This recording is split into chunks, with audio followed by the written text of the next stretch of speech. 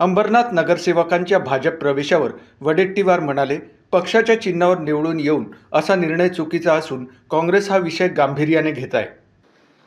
नाही, या संदर्भात प्रदेश अध्यक्षांच्या बरोबर काही चर्चा झालेली नाही आणि आम्ही हे सगळ्या बाबी प्रदेशात चर्चा करू. परंतु पक्षाबरोबर चिन्हावर निवडून येऊन अशा प्रकारचा अधिकार कोणालाही स्वतंत्र नाही आणि जो निर्णय काही घ्यायचा आहे अंबरनाथच्या संदर्भात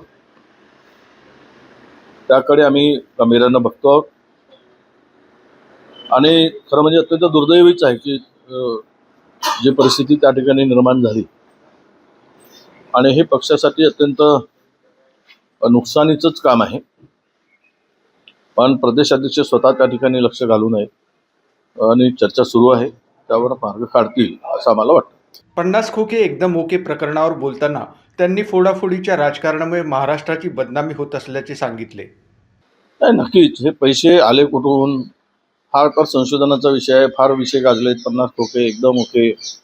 आणि त्यावेळेच्या चर्चेमध्ये काय पुरावे तर आम्ही म्हणू शकत नाही, पण चर्चा खूप जोरात होती. आणि हे फोडाफोडीचं जे काही राजकारण महाराष्ट्रात झालंय हे 2014 नंतरच या देशामध्ये हे फोडाफोडीचं राजकारण सुरू झालं आणि महाराष्ट्राचे तर आणि महाराष्ट्राची अब्रूच घालवल्यासारखी परिस्थिती महाराष्ट्रामध्ये निर्माण झाली. म्हणजे लोकांनी आता कुणावर विश्वास ठेवावा, खरं तर अशी परिस्थिती या लोकांची आहे.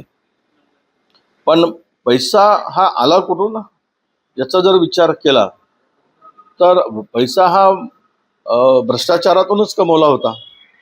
गैरमार्गातूनच कमवलेला पैसा आहे. नाहीतर इतके पैसे आणले कुठून? अदानी अंबानीनं दिले का असा प्रश्न येतो. त्यामध्ये ही सत्ता मिळवताना महाराष्ट्राचं लूट झाली.